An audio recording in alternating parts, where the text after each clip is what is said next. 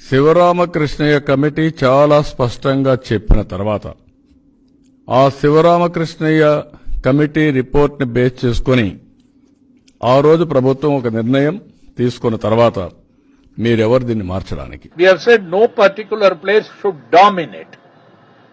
The development should be distributed. దీన్ని base చేసుకుంటే విజయవాడ గుంటూరుకి ఆల్వేస్ పాజిటివ్ ప్లస్ పాయింట్స్ వచ్చాయి. And lot of it is multi-cropped agriculture, which is irrigated, and we have to try and protect that as much as possible for two reasons. One is food security, and the second thing is that the bulk of the employment in this state comes from agriculture.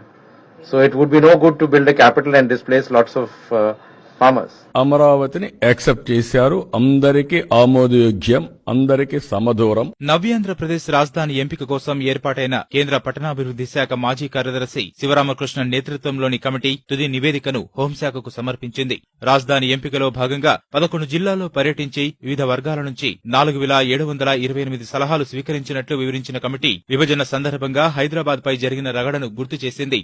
Super రాజధాని వద్దని, ప్రభుత్వ విభాగాలు అన్నీ ఒకే చోట కేంద్రీకరించవద్దని స్పష్టం చేసింది. అభివృద్ధి వికేంద్రీకరణకే ప్రాధాన్యమివ్వాలని తేల్చి చెప్పింది.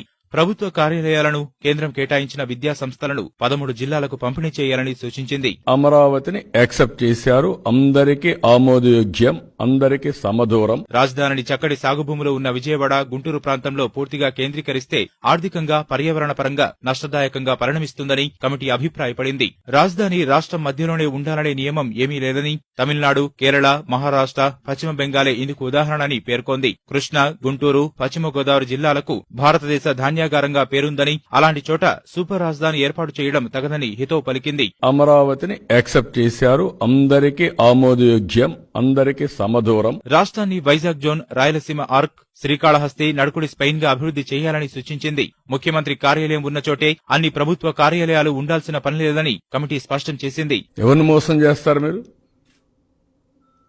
ప్రజల్ని మోసం చేయడానికి మీ ప్రయత్నాలు